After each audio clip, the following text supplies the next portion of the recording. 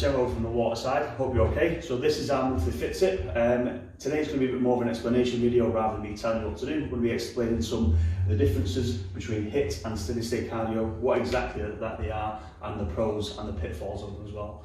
Starting off with us is HIIT training. What is HIIT training? It stands for high intensity interval training. Essentially what it is you're getting you in that fat burning zone really high though. It has to be about 80% of your maximum heart rate.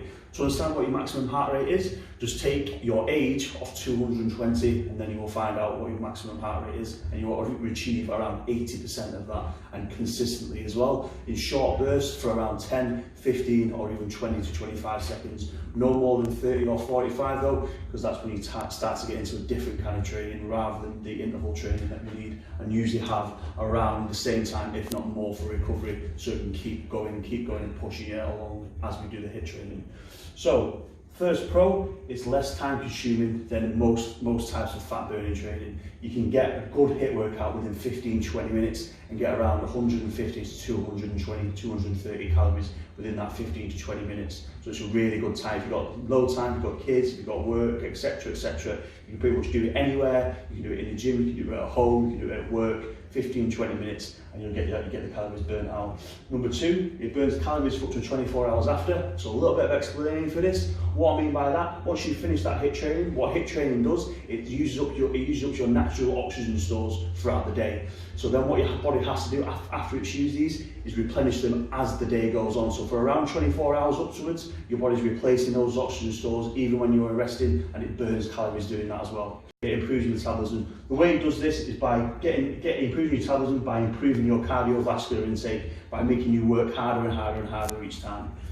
So, what are the cons? Now there is pros and cons to every training, but it's easier to list the pros than it is to list the cons. The cons of the HIIT workout is it's very hard work if done correct. That 15-20 minutes has got to be high intense. It has got to be every minute that you do that training. It has got to be intense to get that rate. If you don't get to 80%, 75 to 80%, then you're not in that zone. It's not HIIT training. That's why it's very hard to keep going. You've got to keep yourself motivated, guys.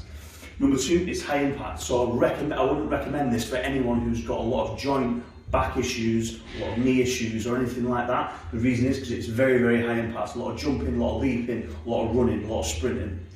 And number three, you are easily fatigued. You're easily fatigued whilst doing it, so like I said, you've got to keep that intense workout up, and also you're fatigued afterwards. So if you're looking to do it, I'd always recommend a day rest afterwards, because you will have a lot of DOMs. You will be aching for a few days after, guys. So just make sure you have that day's rest in there, or you do it in the morning, have a full day's rest ready for the morning after. Make sure you get some rest in, because then it leads to injuries, etc. So now we're into low intensity, steady state cardio. What is low intensity steady state cardio? Well, obviously it's the opposite of high intense cardio. So it's low intensity, so something that you can do for around 40 to around 50 minutes. You can do it in about half an hour, but you will have to increase that speed up a little bit. But just bear in mind, because you have to be in around the 60 to 70% of your maximum heart rate, and you have to maintain to be in that zone. So it's very easy. It's very easy to get into, but you've got to maintain it. So you've got to make sure you don't go above, you've got to make sure you don't go below to stay in that fat burning zone, guys. So the pros for this is that it's low impact. So it's low impact, so if you've got back injuries, whatever, if you've got aches and pains, you can do this on a recliner bike, you can do it on a rower, you can do it on a Stairmaster, you can do it on a treadmill, you can do it on a watt bike. You can pretty much do it outside when you're jogging as well. You can pretty much utilise this kind of training in any way, shape or form. So what I mean by easily maintained is once you get in that 60 to 70% heart rate zone, it's easy to stay up there because the machine will just keep turning over, whether it's on a treadmill, whether it's on a bike, whether it's on a Stairmaster or whatever. Number three, it gets you in a fat burning zone, which is very hard to get into, and this makes it very easy to get into.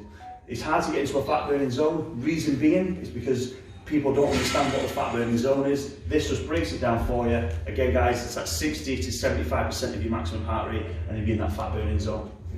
So what are the cons of low intensity steady state cardio? The cons are it only lasts for the duration of the exercise. So if you're doing this exercise, again, the best time to do it is around 40 minutes to an hour to get that maximum bang for your buck. I'll start that again. So what are the cons? The cons are only lasts the duration of the exercise. What I mean by that is, so if you're doing it for half an hour, it'll only last for half an hour. If you do it for 40 minutes, it'll only last for 40 minutes in that fat burning zone. So you will only be in that fat burning zone for that duration of the time. As soon as you finish and your heart rate comes back down, then you won't be in that fat burning zone. All right? Number 2, it is very boring. You could be on the Stairmaster for anywhere between 40 to 50 minutes, just constantly going on same level, level 8, level 9, level 10, or whatever it is to get you in that heart rate zone, just constantly going. It is very boring, and it's very time consuming as well, which brings us onto our third one. Again, it is time consuming. What I'd recommend is, if you've got a Netflix show, if you've got something you're interested in, just whack it on. If you've got Netflix on our equipment here at the water side, you can put that on and off you go. Just make sure you're still maintaining that 60 to 75% heart rate, guys. If you have any questions on HIIT or low intensity steady state cardio, come see one of the boys in blue or one of the girls in blue, and we'll help you out with it.